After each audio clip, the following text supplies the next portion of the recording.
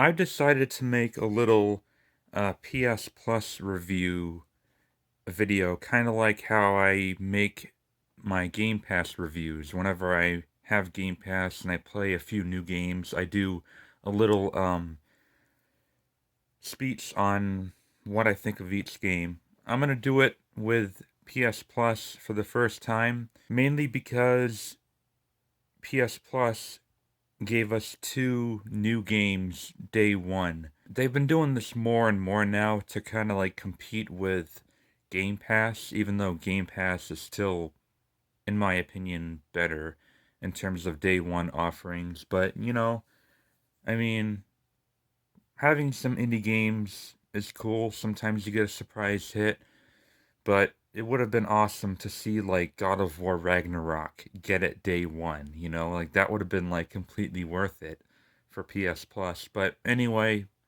hopefully this is a sign of things to come that PS Plus is getting better. They are competing against a really big heavyweight in terms of a service. And well, their May lineup sucks. I think we're gonna get like a grid game, a grid racing game, some bicycle obstacle course game, and like a medieval game. I think it's like Chivalry 2 or whatever. I'm not excited to play any of those, but I did play the two games that they recently gave us day one. The first is a game called Tchia, and it came out a few days before RE4, I think. And then about a week after RE4 came out, they gave us another game called Meet Your Maker. I'm gonna start with Chia. I think that's how you pronounce it. It's not Tchia. I think the T is silent. It's Chia. The hell kind of name is Chia?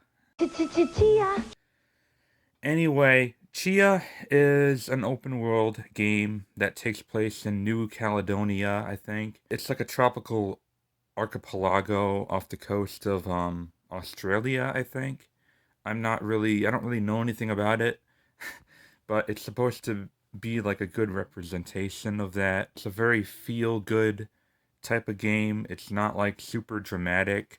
There's a lot of love in Chia. And I don't say that in a way that I want to go back to it, because unfortunately, like a lot of open world games, I just can't really stay with it that long. I mean, I beat it, right? I beat it, and I did most of like the collectibles and activities and stuff. There's a lot to do for such a small game studio to make a game this big, And that's appreciated right there. There's a lot of unique activities to do. There's like you can play songs on your ukulele. You can sculpt faces out of wood and use these to like open up like secret tombs. There's a lot of like supernatural stuff. Chia is about a young girl named Chia who sets out to rescue her father from a Melissa guy named Puidwa or whatever. And he's serving like this ancient evil deity.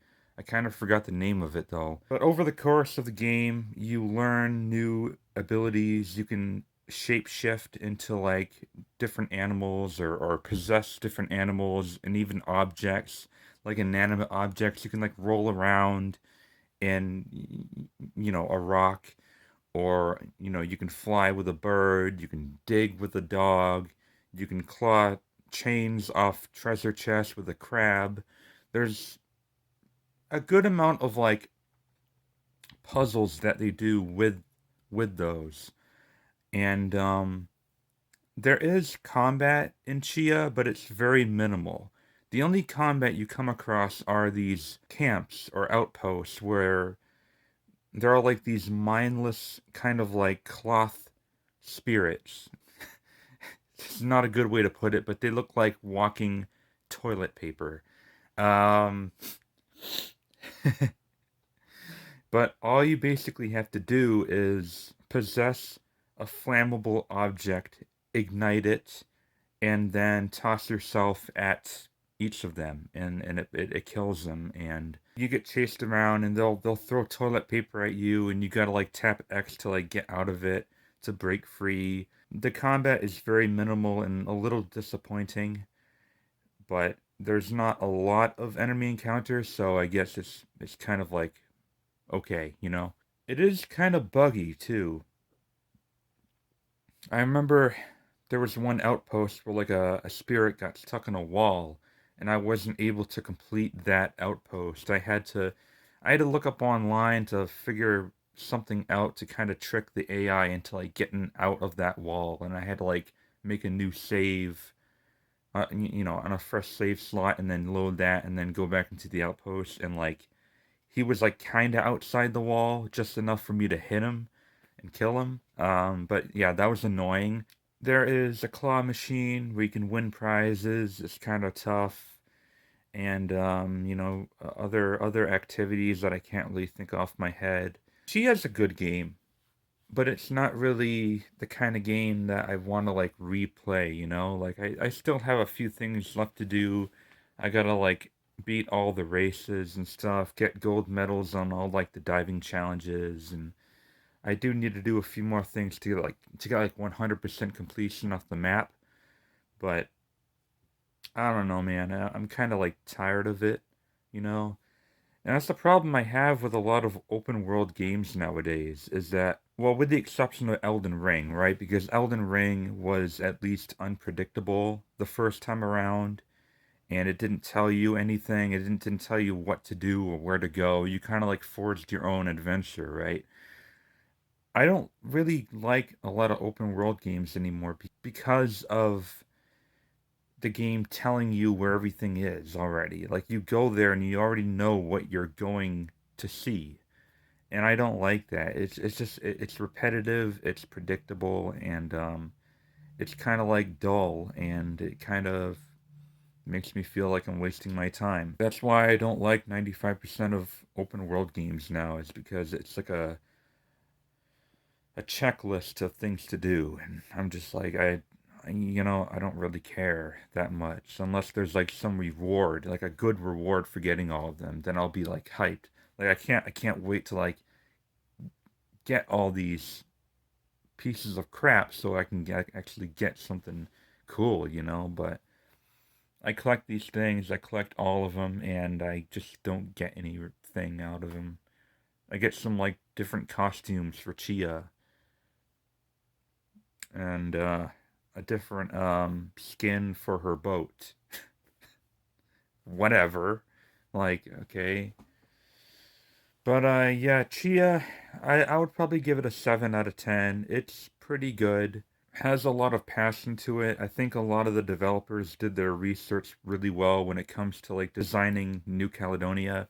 There are some landmarks here and there that exist in real life, and that's cool. I just wish that the gameplay itself was more exciting to play.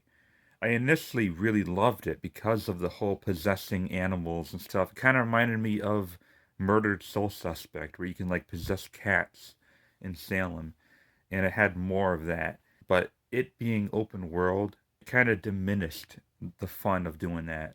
If you're looking for like a really peaceful, kind of, easy, upbeat open world adventure, you might like Chia a lot.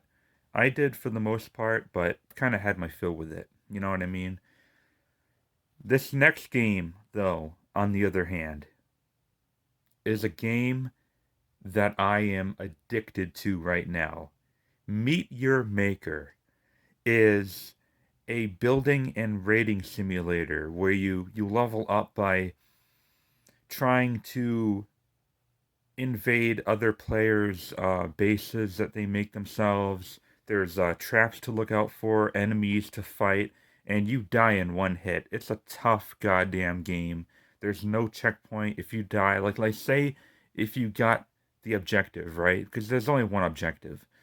And, you're on your way out, and a trap shows up at the end and kills you. You got to start the whole level over again.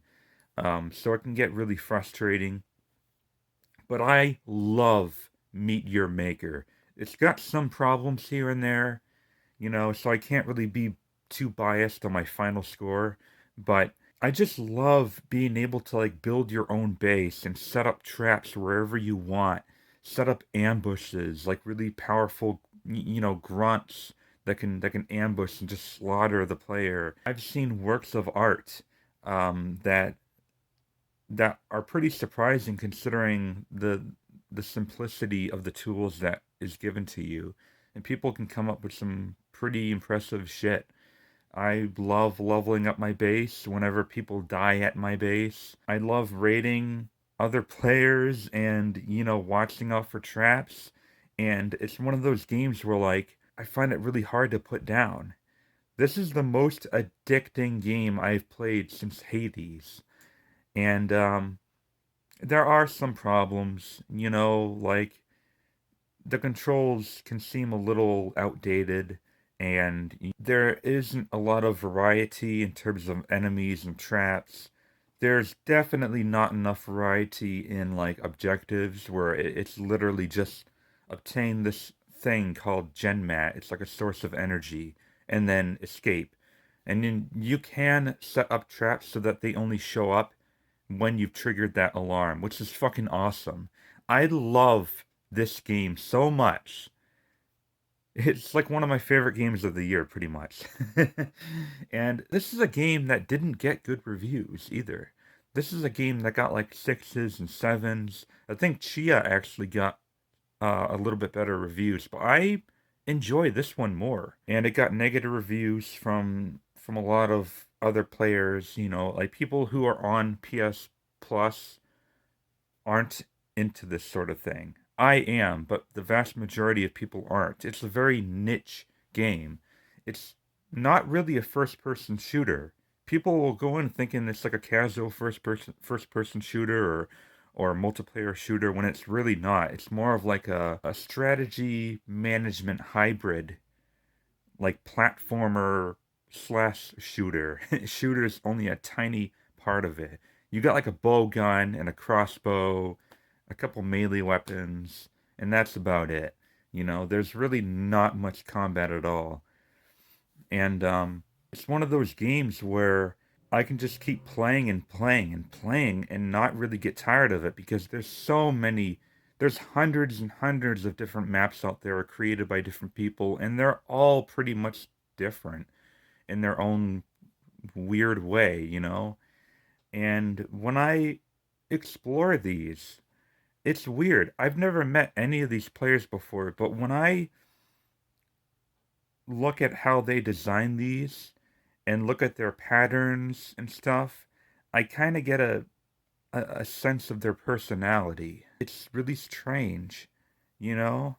And if when you see a flaw with their traps, if they don't set up their traps that well, it can often be a repeated pattern because it means that the player doesn't quite know how to design traps. I think my map is decent enough. Plenty of people die in my map, so I must be doing something right. But that's me because I've always had a thing for like user created content. I love games that let you make your own character or level even. Level is even better. Games like Little Big Planet and, Dreams. Less so Dreams because Dreams was a little too complicated, but Super Mario Maker, I mean, come on. Meet Your Maker, call it a poor man's whatever version of those, but I really enjoy it. It is my video game addiction right now, and it probably will be for like the next couple weeks. I'm gonna give Meet Your Maker an 8 out of 10. I think it's a great game, honestly. I mean, I'd personally rank it higher. I'd rank it a solid 9 based on like enjoyment, but it does need a little bit more variety. I do wish that there were more objectives, like more than just one objective. Literally, all you do is just infiltrate, follow this weird little harvester. They call it a harvester, but it looks like a grunt from Halo, but on all four legs. And you can follow it around if you want. You can kill it, but it does help lead you to the objective. I wish there were more objectives like, kill all enemies or, I don't know, like collect multiple, not just one, or whatever, or try to go in undetected, or, you know, different objectives, like Tenchu 2 did that better. I don't think anyone watching this has ever even played a Tenchu game, let alone Tenchu 2 on PS1. But that game had a mission editor mode where you could like make different levels based on different environments from the main game. Like if you want to make a level in a dojo or a castle or a mountain or a town or a village, or like a lake or an island, whatever. There's a lot. And, you could have different objectives like kill every enemy, or only defeat this boss enemy, or retrieve these scrolls, or, do this undetected. That did it better, and that came out 23 years ago. So, to be fair, Meet Your Maker, I want more modes. I want more objectives to do, but I just love playing it. I don't even know why. Like, the vast majority of the time I'm raiding. I'm not even doing the mode that I like more, because you do have to raid other people's stuff to gain resources and, to use those resources to make your base even better. So, you kind of do have to raid more than you build. So, maybe they could decrease the amount of resources that you need. Like leveling up weapons, for example, require way too many XP and resources. Maybe they can patch that and kind of bring that down a little bit. But other than that, yeah, Meet Your Maker is awesome. If you like that sort of thing, if you like to make your own base and like challenge other players into your levels, definitely check out Meet Your Maker. You might like it, you might not. I don't know. I can't guarantee. You might even hate it. I'm just being personal here. So yeah, those are the two games that PS Plus gave us for free within the last month or so.